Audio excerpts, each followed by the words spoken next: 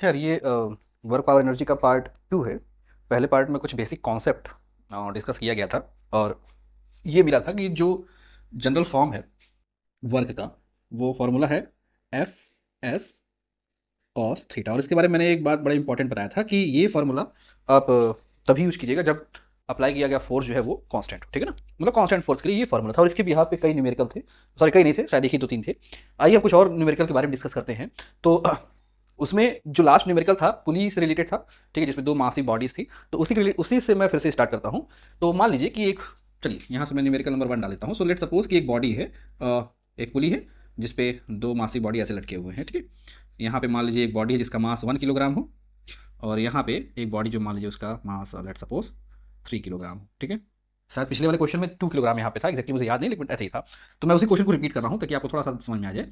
और ये कहा गया कि टेंशन लगने की वजह से, ठीक है ना, टेंशन लगने की वजह से ये बॉडी जो है ऊपर की तरफ डिस्प्लेस हुई कितना, शायद 3 मीटर, ठीक है, 3 मीटर। और ये बॉडी जो है वो नीचे की तरफ डिस्प्लेस हुई कितना, 3 मीटर। तो क्वेश्चन ये था कि work due to tension force और वर्क ड्यू टू क्या नाम है, gravitational force on body first and second, और फर्स्ट और सेकंड दोनों पे निकालना था। चलिए ये करके हम लोग ट्राई करते हैं। तो सबसे पहले तो ये हम निकालेंगे कि इस बॉडी पे देखिए, चूंकि मासिव बॉडी है, अंडर द ग्रेविटी वर्क कर रहा है, तो इस पर एक mg नीचे की तरफ काम करेगा दोनों पे, ठीक है। सो सबसे पहले हम निकाल लेंगे work due to gravitational force on body first.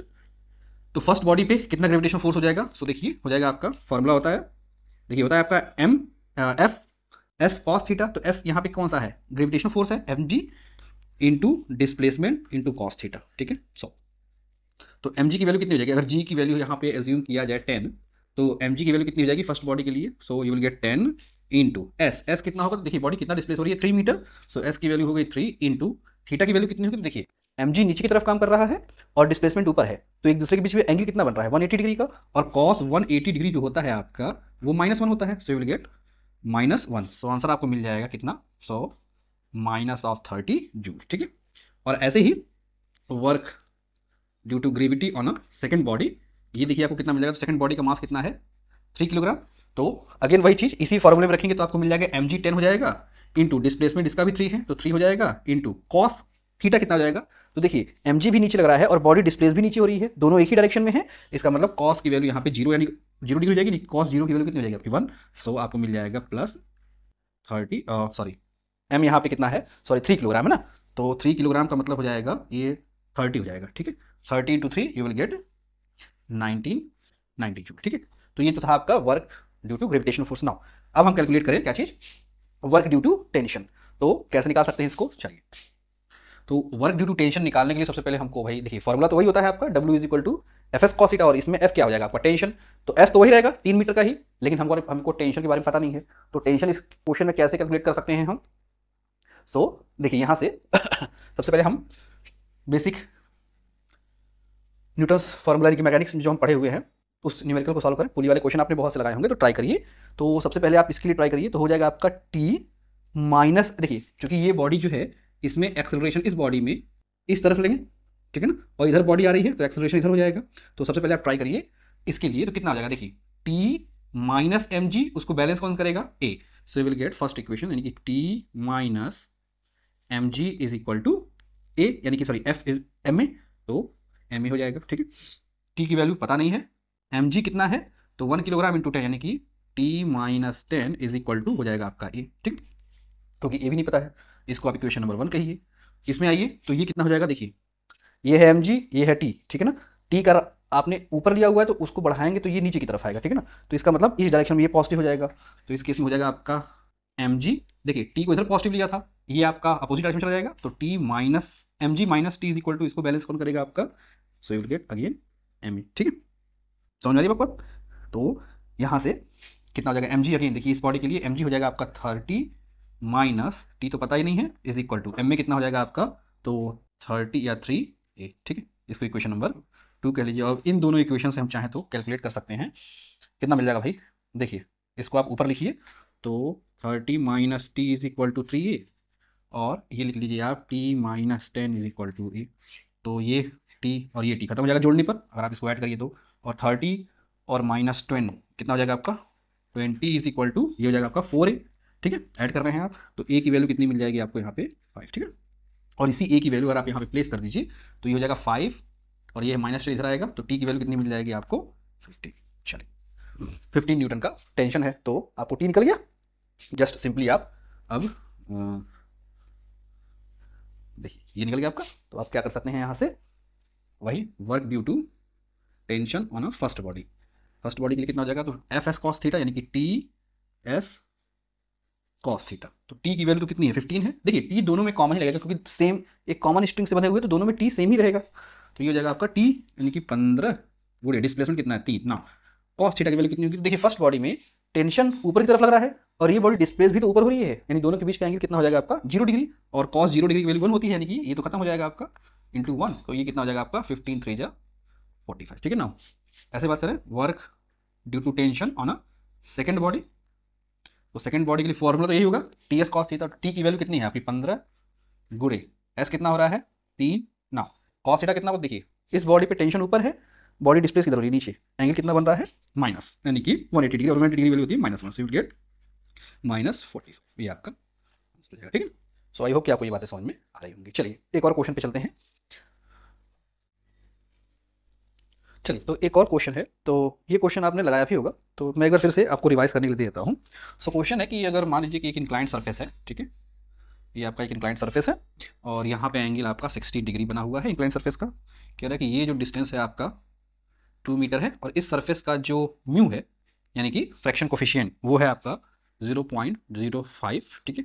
और ये पूछ रहा है कि अगर एक बॉडी यहाँ पे रखी हुई हो जिस बॉडी का मास आपका 2 किलोग्राम है, तो यहाँ तक आने में, ऊपर से नीचे तक आने में उसे कितना वर्क डन करना पड़ेगा। तो पहली बात तो ये तो 90 डिग्री है, जानते ही होंगे, तो बाकी ये जो बनेगा आपका आप समझ सकते हैं क्या है। तो खैर ये क्वेश्चन है, तो यहाँ पे 2-3 क्वेश्चन है, एक तो वर्क ड्यू टू ग्रेविटेशन और एक निकालना है वर्क ड्यू टू फ्रैक्शन, ठीक है। चलिए तो सबसे पहले वर्क ड्यू टू फ्रैक्शन निकालना सबसे आसान है, तो वर्क ड्यू टू फ्रैक्शन कितना आ जाएगा भाई, F S cos theta, F S cos theta, now F क्या है यहाँ पे फ्रैक्शन है, एस की वैल्यू कितनी है यहाँ से यहाँ तक यानी 2 मीटर है, और कॉस थीटा, तो देखिए पहली बात तो ये बॉडी आगे की तरफ सरकेगी, फ्रैक्शन इसके पीछे लगेगा, एंगल कितना बन रहा है 180, तो यहाँ पे हो जाएगा आपका -1। अच्छा एफ की वैल्यू कितनी होगी भाई, तो शायद आपको पता हो एफ की वैल्यू जो होती है वो म्यू टाइम्स ऑफ एन होती है, एन क्या होता है इस बॉडी पे लगने वाला नॉर्मल होता है, याद है आपको।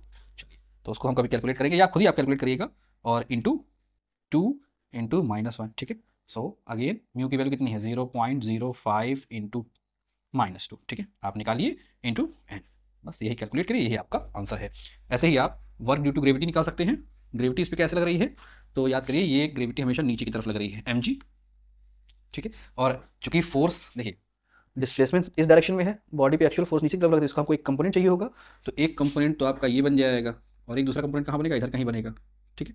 तो ये वैल्यू जो हो जाएगी वो कितनी हो जाएगी आपकी mg कॉस थीटा, और ये कितना बन जाएगा आपका mg साइन थीटा, और अगर आप ध्यान से देखिए तो यही mg साइन थीटा के अपोजिट आपका नॉर्मल फोर्स है, यानी n की वैल्यू भी कितनी हो जाएगी आपकी -mg साइन थीटा। सो यहाँ से आप कह सकते हैं कि n की वैल्यू हो जाएगी आपकी, ये आप मल्टीप्लाई करिए और इंटू n की वैल्यू हो जाएगी माइनस, और ये माइनस प्लस हो जाएगा, तो mg साइन थीटा, समझ आ रही बात। बाकी वैल्यू तो आप प्लेस कर सकते हैं। खैर ग्रेविटेशन फोर्स की बात करूँ तो इसमें देखिए mg cos थीटा यही वो फोर्स है, और डायरेक्शन ऑफ डिस्प्लेसमेंट ये भी नीचे, यानी दोनों एक ही डायरेक्शन में है, यानी एंगल कितना हो जाएगा इनके बीच 0 डिग्री, तो हो जाएगा आपका mg cos theta into displacement, ठीक है। तो डिस्प्लेसमेंट कितना है भाई आपका 2 मीटर, चलिए पक्का, तो बस वैल्यू निकाल लीजिए, m कितना है आपका 2 किलोग्राम, g कितना है 10, तो 2 इंटू 10 20, 20 इंटू 2 कितना हो जाएगा आपका 40 कॉस थीटा, थीटा की वैल्यू कितनी हो जाएगी 0, कॉस 0 की value 1, so you will gate, ठीक। तो ये रहा आपका क्वेश्चन। चलिए एक और क्वेश्चन पे आगे बढ़ते हैं हम लोग, एक मैं क्वेश्चन आपको दे रहा हूँ, चलिए मैं ही लगाता हूँ फिर आप लोग समझिएगा।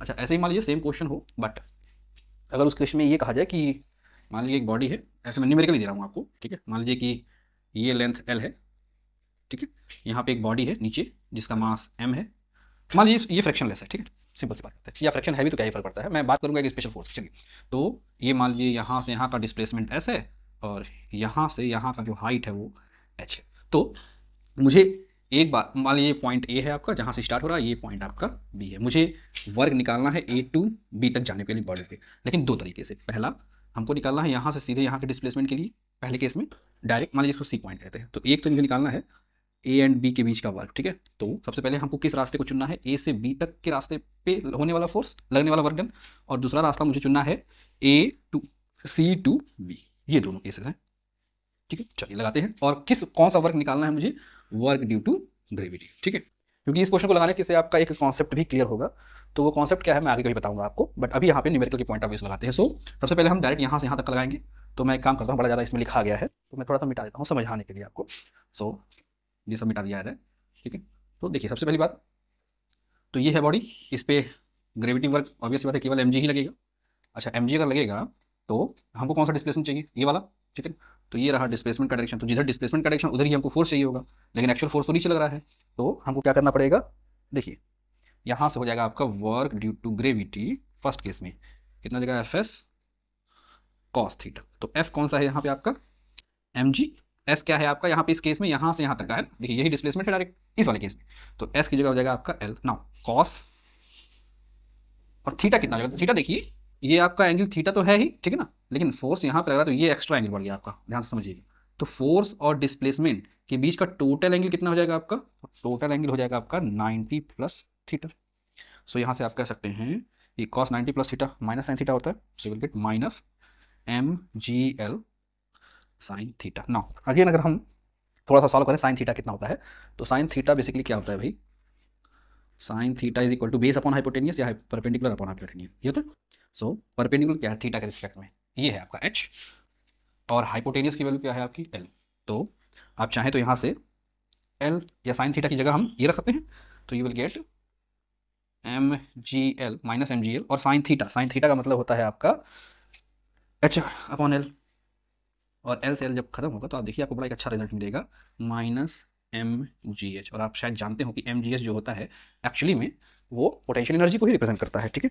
तो इसीलिए मैंने बहुत स्टार्टिंग में यही बताया था जब ये चैप्टर स्टार्ट हुआ था, तो कि जो वर्क डन होता है एक्चुअली में ट्रांसफॉर्मेशन ऑफ एनर्जी को ही रिप्रेजेंट करता है, कि कितनी एनर्जी एक पॉइंट से दूसरे पॉइंट तक ट्रांसफर हुई।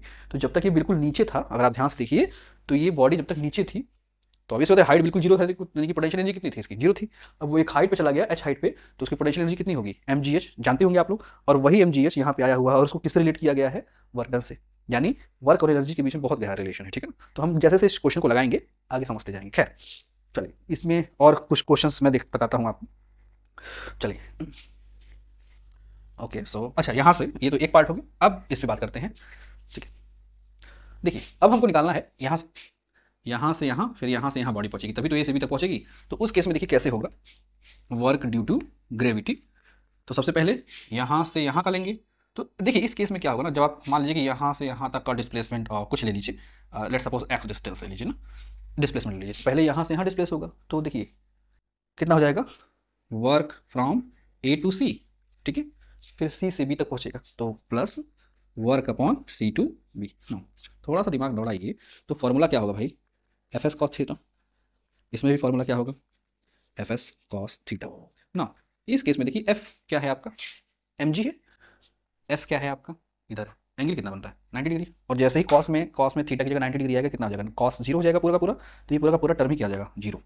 प्लस इसकी बात करते हैं यहाँ पे, जब बॉडी यहाँ पे पहुँच जाएगी तो देखिए एम जी नीचे की तरफ काम करेगा, बॉडी ऊपर की तरफ जा रही है, तो कितना हो जाएगा आपका, अगेन एफ की जगह हो जाएगा आपका एम जी, एस की जगह कितना हो जाएगा आपका एच, और कॉस थीटा कितना हो जाएगा, तो देखिए एम जी नीचे है और हाइट मतलब बॉडी डिस्प्लेस ऊपर हो रही है, एंगल कितना बन रहा है 180 डिग्री, तो 180 डिग्री का मतलब cos 180 मतलब -1, सो you will gate -1, so you will get again देखिए यहाँ से मिलेगा आपको माइनस एम जी एच। अच्छा एक चीज़ ध्यान दीजिए, तो ये बॉडी यहाँ से यहाँ तक पहुँची है, तो जो वर्क डन निकाला गया है पहली बार तो डायरेक्ट इस रास्ते से निकाला गया है, और दूसरी बार इस रास्ते से निकाला गया है। एक चीज़ अगर आप ध्यान दीजिए तो दोनों केसेस में ही जो वर्क डन आ रहा है वो सेम ही आ रहा है, ठीक है। और अगर ऐसा आ रहा है तो ये बड़ा इंपॉर्टेंट कॉन्सेप्ट होता है, इसका मतलब क्या होता है, इसको आप एकदम याद रखिएगा। अगर देखिए इसको न्यूमेरिकल को बताने के पीछे मेरा कारण यही था कि यदि आप समझिएगा मेरी बात, कि बॉडी एक पॉइंट से अगर दूसरे पॉइंट तक डिस्प्लेस हो रही है चाहे जिस भी रास्ते से, देखिए एक रास्ता तो ये था यहाँ से यहाँ तक जाने का, एक रास्ता उसने ये चूज़ किया, ठीक है ना। मान लीजिए कि अगर आप इस रास्ते से निकालते, यहाँ से जाता और यहाँ चला जाता, ठीक है, ये तीसरा रास्ता बन गया ना यहाँ जाने का। तो देखिए इस केस में भी क्या होता, ये वाला डिस्प्लेसमेंट जो होता उसका वर्क डन जीरो होता, क्यों, सॉरी ये वाला डिस्प्लेसमेंट का वर्क डन भी कितना होता, माइनस एम जी एच, क्योंकि ये बिल्कुल ऐसे ही होता, और इस वाले डिस्प्लेसमेंट का जीरो होता, क्योंकि एम नीचे काम करता, डिस्प्लेसमेंट इधर काम करता। इस केस में भी माइनस एम ही वर्क डन आता। तो इसका मतलब ये है कि यहाँ से यहाँ तक जाने के इसके पास 3 रास्ते से, दिख रहा है आपको, और तीनों रास्तों से ही निकाला गया वर्क डन जो है बार बार सेम ही आ रहा है। इससे आप एक चीज ध्यान रखिएगा, अगर ऐसा हो रहा है तो इसका मतलब है कि इस बॉडी पे जो फोर्स लगा हुआ है वो एक्चुअली में कंजर्वेटिव फोर्स है। आपको बात समझ में आई? फिर से मैं बताता हूं, अगर किसी बॉडी पर लगाया हुआ फोर्स कंजर्वेटिव फोर्स है, तब वो उस पे जो वर्क डन होगा, चाहे जिस भी रास्ते से निकाला जाए, वो हमेशा इक्वल आएगा और सेम ही आएगा। याद रखिए, कंजर्वेटिव फोर्स पे निकाला गया वर्क डन सिर्फ और सिर्फ बॉडी की इनिशियल और फाइनल पोजीशन पे ही डिपेंड करता है। याद रखिएगा, एकदम बहुत इंपॉर्टेंट कॉन्सेप्ट बता रहा हूं मैं, आप समझ रहे हैं मेरी बात ना? ठीक है, तो कंजर्वेटिव फोर्स का यहां से कॉन्सेप्ट निकल के आया कि, फिर से बताऊं, कि एक ऐसा फोर्स जिसके थ्रू निकाला गया work done by any path is equal to zero, is equal to each other, चाहे वो इस रास्ते से निकाला गया हो वर्क डन हो, चाहे इस रास्ते से निकाला गया वर्क डन हो, चाहे इस रास्ते से निकाला गया वर्क डन हो। आप अगर इस बॉडी पे कंजर्वेटिव फोर्स लगा हुआ है, तो जहां भी वो पहुंचेगा, चाहे वो जिस भी रास्ते से आप निकालिए वर्क डन, वो हमेशा सेम ही आएगा, कभी भी अलग अलग नहीं आएगा। ठीक है, और अगर ऐसा नहीं हो रहा है तो इसका मतलब है कि उस बॉडी पे जो फोर्स लगा है वो नॉन कंजर्वेटिव है। क्लियर है? तो नॉन कंजर्वेटिव का भी हम आगे एग्जांपल देंगे। तो आई थिंक आपको ये कंजर्वेटिव फोर्स का एग्जांपल समझ में आया होगा। मैं आपको एक और एग्जांपल देता हूं, देखिएगा। जैसे कि बहुत सिंपल से हम लोग एक चीज पढ़ते हैं कि मान लीजिए कि एक बॉडी है, ये मान लीजिए आपका अर्थ है, ठीक है ना, ये सरफेस है, सरफेस ऑफ अर्थ है, और बॉडी यहाँ पे रखी हुई है, ठीक है, और इस बॉडी को ऊपर की तरफ फेंका जा रहा है, like this one, H height तक, ठीक है, एच हाइट तक फेंका गया, और आपसे पूछा जाए कि भाई इसका वर्क डन कितना होगा। तो ऑब्वियस सी बात है, ये बॉडी अगर ऊपर की तरफ जा रही है तो इस पर एक जो फोर्स लग रहा होगा वो कितना लग रहा होगा, एम। तो वर्क डन कितना हो जाएगा, work done due to gravity, तो एम यानी कि एफ एस की जगह यहाँ पे डिस्प्लेसमेंट कितना है, एच है, तो एम एच, ठीक है ना, इंटू कॉस थीटा। तो कॉस थीटा की वैल्यू कितनी हो जाएगी, एम नीचे डिस्प्लेसमेंट ऊपर, यानी कि 180 डिग्री। पास समझ, कितना हो जाएगा वैल्यू आपका, देखिए एम एच यानी कि माइनस एम एच हो जाएगा आपका। समझ में बात? अच्छा, मॉड निकाला जाए, देखिए, तो ये हो जाएगा आपका एम एच। नाउ यहाँ से आपको ये बात समझ आ रही है ना? अच्छा, एक चीज़ देखिए ध्यान से, अगर ये बॉडी वापस जब नीचे आएगी, ठीक है ना, वापस जब नीचे आएगी तो एक बार फिर से वर्क डन होगा। बात समझ आ रही है? वर्क डन होगा तो कितना होगा भाई, केवल आप ऊपर से नीचे का सोचिएगा। तो ऑब्वियस बात, जब ऊपर से नीचे आएगा तो यहाँ पे बॉडी होगी, नीचे आएगा, अगेन फोर्स जो होगा वो कितना होगा आपका, देखिए एम। अच्छा, डिस्प्लेसमेंट अब इधर से इधर हो रहा है, देखिएगा ध्यान से बॉडी का, ठीक है ना, तो और डिस्प्लेसमेंट हुआ कितना, H into cos, cos theta कितना हो जाएगा, देखिए एम भी नीचे की तरफ काम कर रहा है, डिस्प्लेसमेंट भी नीचे की तरफ है इस केस में, तो थीटा की वैल्यू कितनी हो जाएगी आपकी, 0 डिग्री। उस केस में कितना आएगा भाई, एम एच। अब ध्यान से इस चीज़ को देखिएगा, तो ये अगर आप इसके देखिए, अगर इसके मॉड वैल्यू को निकालिए, मॉड मतलब समझते हो ना, रियल वैल्यू की, तो रियल वैल्यू जब भी आप निकालेंगे तो मॉड में होगा वो कितना आएगा, एम आएगा, एम आएगा। इस केस में देखिए, तो यहाँ पे क्या हुआ, वर्क डन अभी भी सेम ही आ रहा है। समझ में आ रही है बात?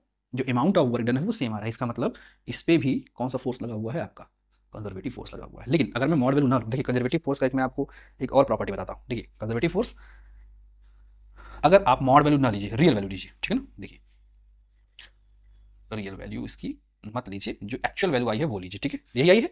देखिए इस केस में नीचे से ऊपर जब गया तो आया आपका माइनस एम, ऊपर से नीचे आया तो प्लस एम।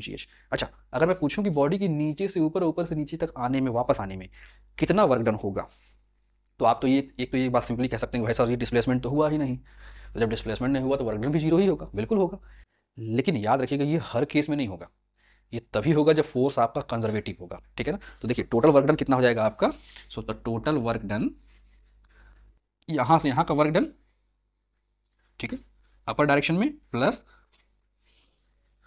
लोअर डायरेक्शन में, ठीक है ना, कितना हो जाएगा देखिए, तो ऑब्वियस बात है जीरो होगा, क्योंकि ये माइनस एम होगा, ये प्लस एम होगा, दोनों कट पिट के जीरो कर देंगे। तो उस केस में जो हम पढ़ते हैं ना बच्चों वाली चीज़ की, हाँ मतलब डिस्प्लेसमेंट जीरो है तो वर्क डन भी जीरो होगा, तो बिल्कुल सही है। लेकिन ये हर केस में सही नहीं है, ये केस तभी सही है जब उस बॉडी पे लगा हुआ फोर्स कंजर्वेटिव होगा, तब अगर डिस्प्लेसमेंट जीरो है तो बॉडी पे लगा हुआ टोटल फोर्स वो भी जीरो होगा, ठीक है। ये बात आई थिंक समझ में आ रही होगी आपको, कॉन्सेप्ट ऑफ कंजर्वेटिव फोर्स। लेकिन नॉन कंजर्वेटिव फोर्स क्या होगा भाई, तो देखते हैं। क्या ऐसा भी हो सकता है कि डिस्प्लेसमेंट जीरो हो लेकिन फिर भी बॉडी में क्या नाम है, बॉडी में वर्क डन हुआ हो, तो चलिए इसको ट्राई करते हैं एक बार। देखिए आपको न्यूमेरिकल से ही चीज़ें समझ में आ जाएंगी अच्छे से। मान लीजिए कि मैं आपको समझाने की कोशिश करता हूँ। इसका बहुत सा सिंपल सा एग्जांपल है और बहुत से लोग इसको बताते हैं। मान लीजिए एक टेबल है, ठीक है ना। इस टेबल पे एक मासी बॉडी रखा है 2 किलोग्राम का, ठीक है। अच्छा ये बॉडी जो है, लेट सपोज कि ये बॉडी 5 मीटर शिफ्ट कर गई, ठीक, यहाँ आ गया। 2 किलोग्राम की बॉडी 5 मीटर शिफ्ट कर गई, पक्का। अच्छा एक तो ये है कि इस बॉडी पे mg नीचे की तरफ काम करेगा हमेशा, ओके। छोड़िए उस बात को ही छोड़ देते हैं। बॉडी पे एक मान लीजिए मैंने एक्सटर्नल फोर्स लगाया, ठीक है। अच्छा क्लियर है ना। जब बॉडी में नीचे की तरफ एक फोर्स लगेगा तो ऑब्वियसली बात है एक नॉर्मल भी फोर्स लगेगा, और शायद ये क्वेश्चन मैंने बहुत स्टार्टिंग में लगवा रखा है। अच्छा ये तो बात हो गई यहाँ तक की। मान लीजिए टेबल है, इस टेबल का अपना एक फ्रैक्शन कोफिशिएंट होगा, लेट सपोज 0.01 है, ठीक है। अच्छा जरा इस चीज समझिएगा यहाँ पे। तो अगर मैं ये कहूँ कि भाई एक बात बताओ कि ये बॉडी आगे की तरफ बढ़ रही है, फ्रैक्शन लग ही रहा है, तो मुझे एक बात बताइए work done due to friction force कितना हो। Work done due to friction force, तो आप बार बार कहोगे कि एफ एस कॉस थीटा होता है, तो यहाँ से यहाँ तक जाने में एफ की वैल्यू हो जाएगी आपकी स्मॉल एफ यानी कि fraction into 5 into cos theta. Cos theta कितना है, देखिए फ्रैक्शन हमेशा पीछे की तरफ लगेगा डिस्प्लेसमेंट के, तो 180 डिग्री का बन रहा है, यानी कि 180 का मतलब -1। भाई एफ कितना हो जाएगा आपका म्यू, चलिए म्यू एन इंटू 5, यही तो है। म्यू की वैल्यू कितनी है 0.01 इंटू एन कितना है, तो जितना नीचे एम जी उतना ऊपर एन, तो कितना हो जाएगा भाई आपका, जी को 10 ले लेते हैं तो ये 10 इंटू 20, 20 इंटू 5 यानी कितना हो जाएगा आपका 20-2500, और यानी कि 1 हो जाएगा, ठीक है ना।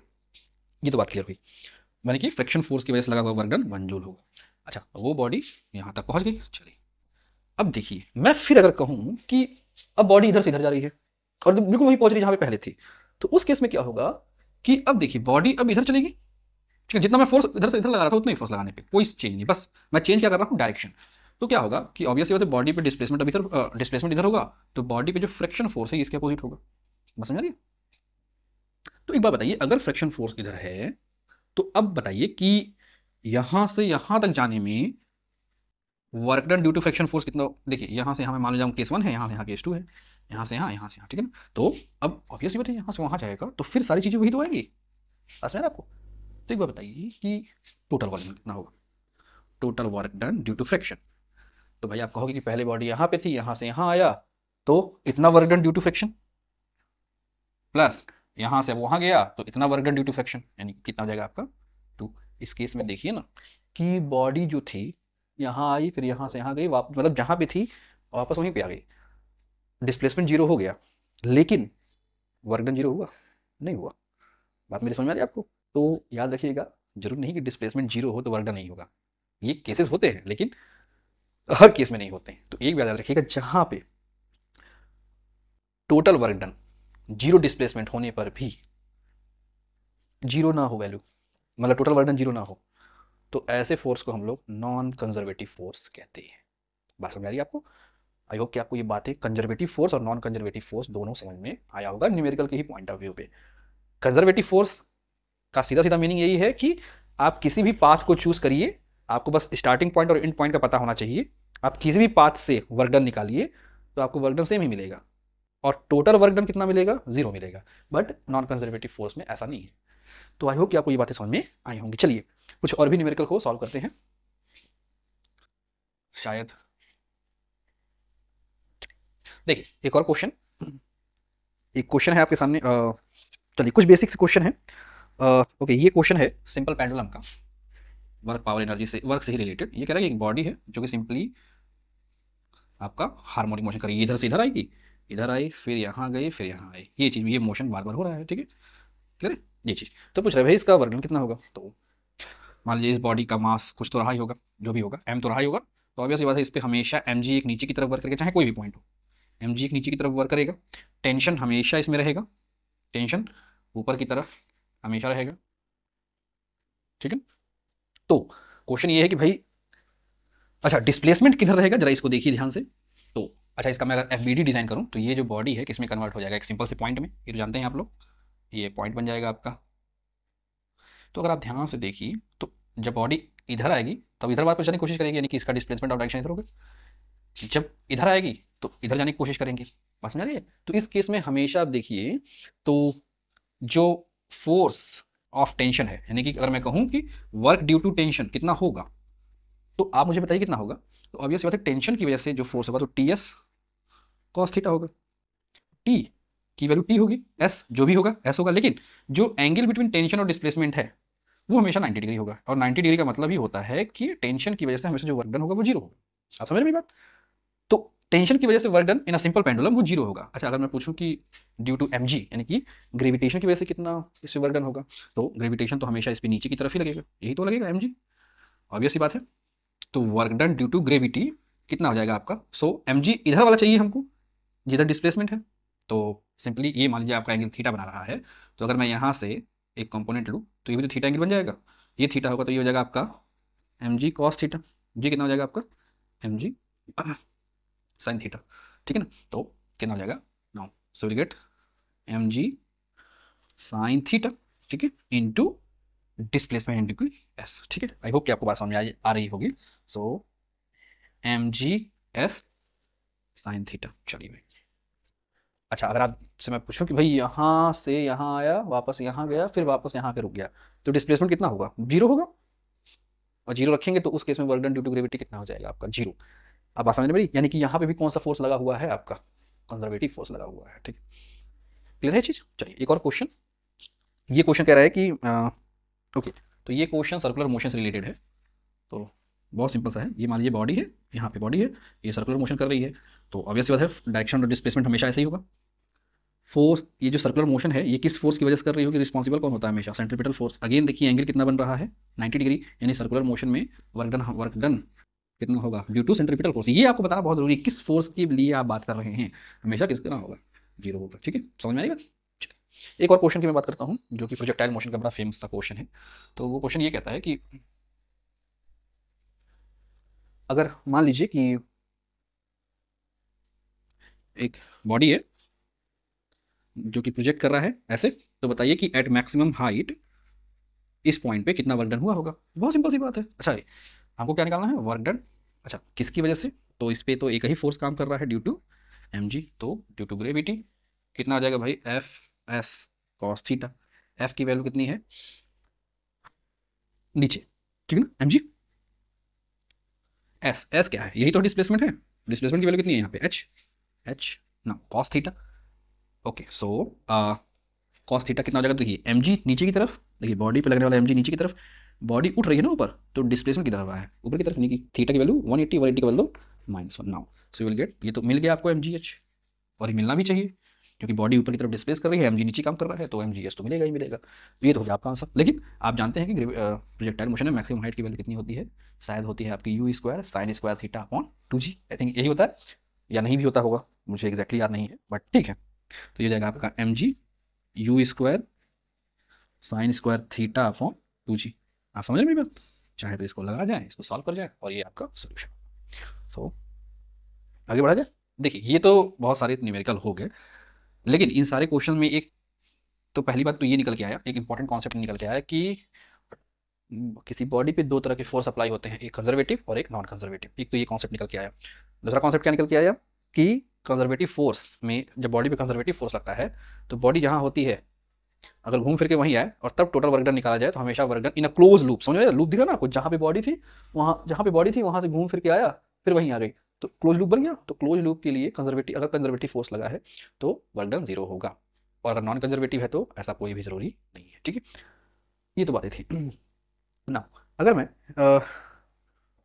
एक और बात करूं इसी से रिलेटेड, लेकिन इसको समझने से पहले आप ये चीज़ समझिए कि जितना भी न्यूमेरिकल लगाया उसमें एक कॉमन बात ये थी कि जो लगाया हुआ फोर्स था वो कांस्टेंट था, फिक्स था।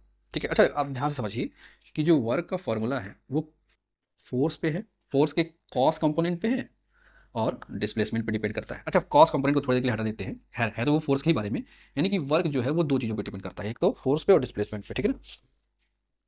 अच्छा, एक चीज़ तो आप जानते हैं, मैं थोड़ा सा और इसको समझाने की कोशिश करता हूँ कि अगर किसी बॉडी पर फोर्स कांस्टेंट लगा हुआ है, कांस्टेंट फोर्स लगा हुआ है, तो इसमें जो डिस्प्लेसमेंट होगा वो भी यूनिफॉर्म होगा, यानी कि कांस्टेंट होगा। यानी कहने का मतलब कि अगर इतना मैं फोर्स लगा रहा हूँ इस बॉडी पे कि 1 सेकंड में वो 1 मीटर डिस्प्लेस कर रहा है, अगर मान लीजिए कि वो फोर्स मैं कांस्टेंट रख रहा हूँ, तो इसका मतलब ये होगा कि जब तक मैं उतने ही अमाउंट का फोर्स लगा रखूंगा, डिस्प्लेसमेंट भी हर सेकंड 1 मीटर का ही होगा। बात समझ रहे हैं मेरी बात? इसका मतलब कि वर्क जो है ना, वो सारा का सारा खेल किस पे डिपेंड करता है, यानी एफ कांस्टेंट होगा तो ये भी यूनिफॉर्म होगा। अगर वर्क फोर्स चेंज करे, सॉरी फोर्स अगर कांस्टेंट होगा, लगाया गया फोर्स कांस्टेंट है, तो डिस्प्लेसमेंट यूनिफॉर्म होगा। और अगर ऐसा होगा तब तो भाई वर्क डन भी आपको कांस्टेंट मिलेगा, यानी कि यूनिफॉर्म मिलेगा। लेकिन क्या हो कि फोर्स आपका चेंज करे, यानी कि फोर्स कांस्टेंट ना हो कि वेरिएबल फोर्स हो।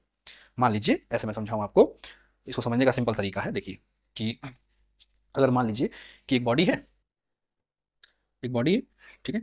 मान लीजिए इसमें मैंने पहले फोर्स लगाया F1 फोर्स, ठीक है, और ये बॉडी कुछ डिस्प्लेस हो गई, यहाँ चलिए, मान लीजिए बहुत छोटा सा डिस्प्लेसमेंट डी एक्स, ऐसे मान समझिएगा मेरी, ठीक है। अब यहाँ आ गई, अब इस पर मैं F2 फोर्स लगा रहा हूँ, लेकिन F1 not equal to F2 है, मान लीजिए ज़्यादा है, ठीक है ना, ज़्यादा ही है, सॉरी ज़्यादा है, तो क्या होगा, अब जो डिस्प्लेसमेंट होगा वो पहले से ज़्यादा होगा।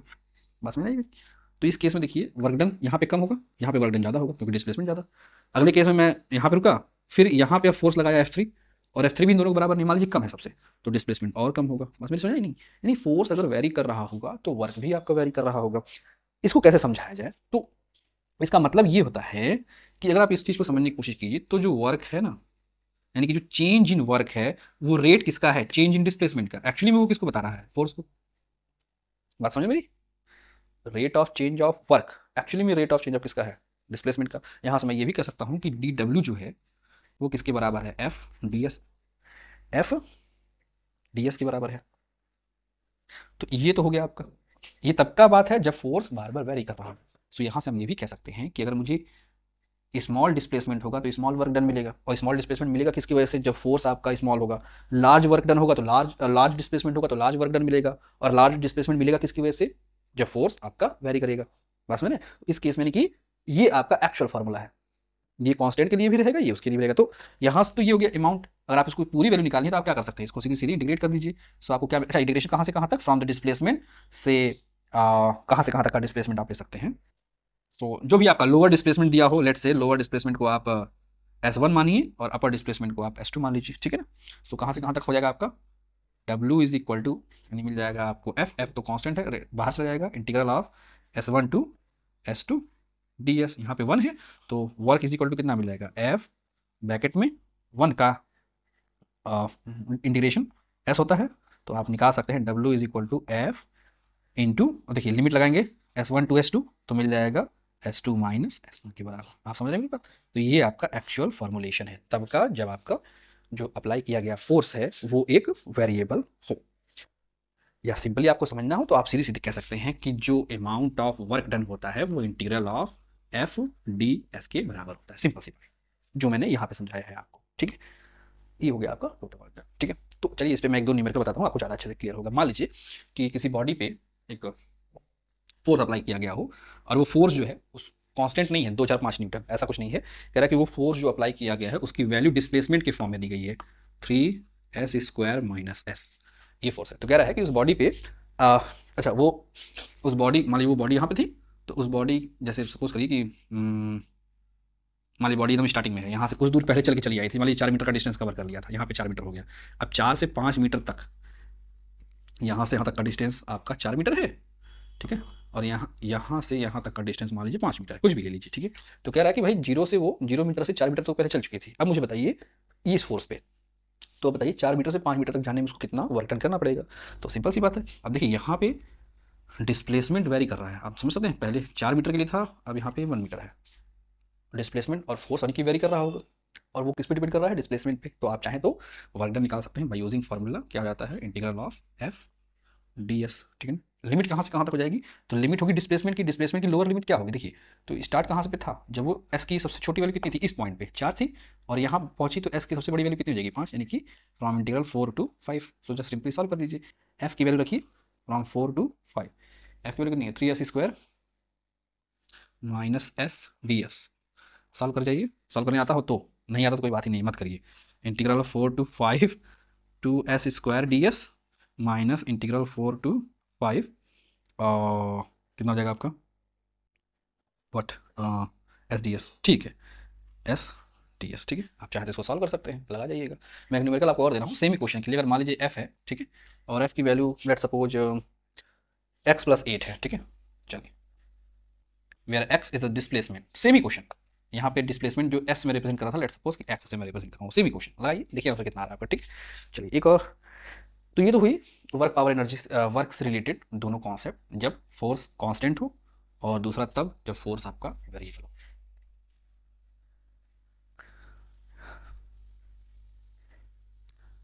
चलिए इसी कॉन्सेप्ट के बिहार पे मैं एक छोटा सा आपको बताता हूँ कि जब मैं स्टार्टिंग में ही पढ़ा रहा था आपको, तभी मैंने बोला कि वर्क जो है ना, वो एनर्जी ऑफ एनर्जी का ट्रांसफॉर्मेशन बताता है, एक एनर्जी का एक पॉइंट से दूसरे पॉइंट तक ट्रांसफॉर्मेशन, ठीक है।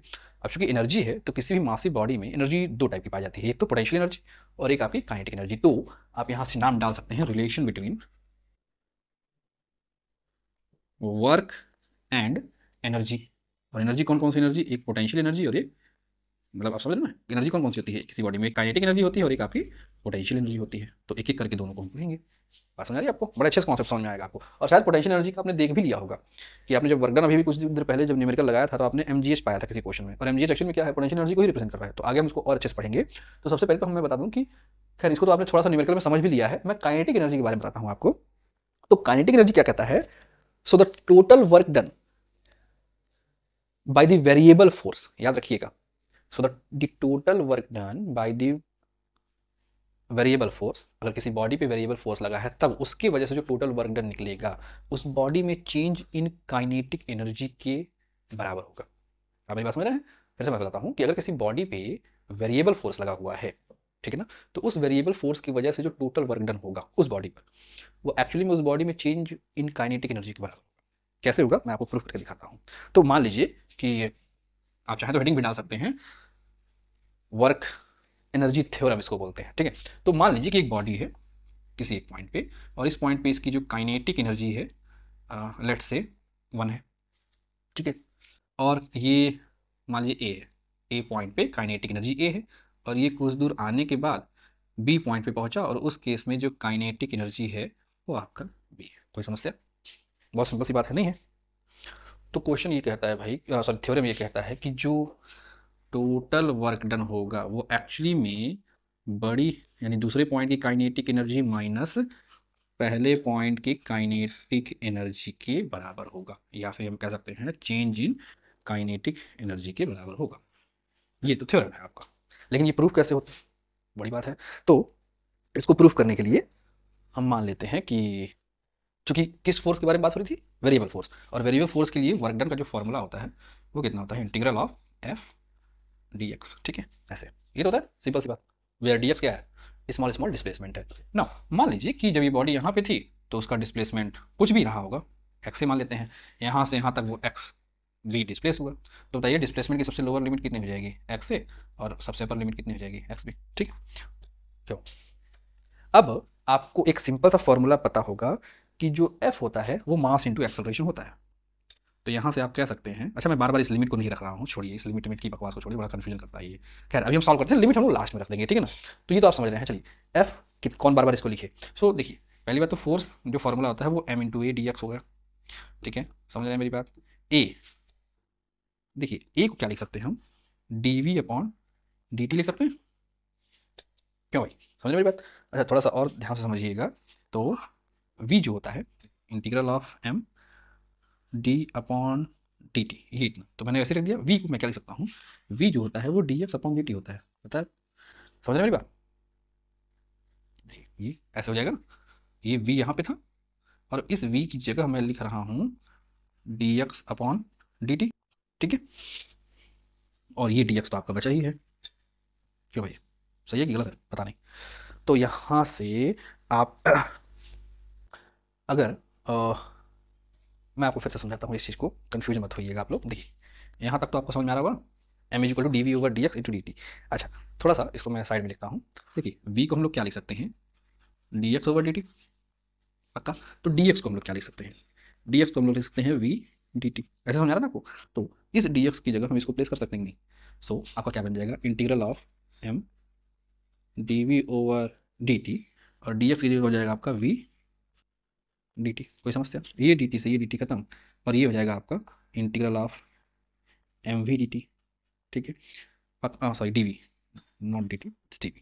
अब देखिए ये डी वी है, तो एम तो पहले तो कांस्टेंट हो जाएगा, इसको हम बाहर फेंक देते हैं उठा के ना। वी के रिस्पेक्ट में हो रहा तो ये तो वेरिएबल होगा। अच्छा वेरिएबल है तो इसकी लिमिट भी होगी, तो लिमिट क्या लिख सकते हैं, यू टू वी, या हम कह सकते हैं इन जनरल कह सकते हैं कि सम से V A to V B, ठीक है ना, as you wish. Value plus करिए, इंटीग्रेट कीजिए, तो वी का इंटीग्रेशन कितना हो जाएगा, V square by two, so will get M V square by two, integrate होगा from the limit V A to V B, ठीक है। लिमिट पुट कीजिए, तो मैं कहाँ सॉल्व करें, यहीं सॉल्व कर देता हूँ आपका।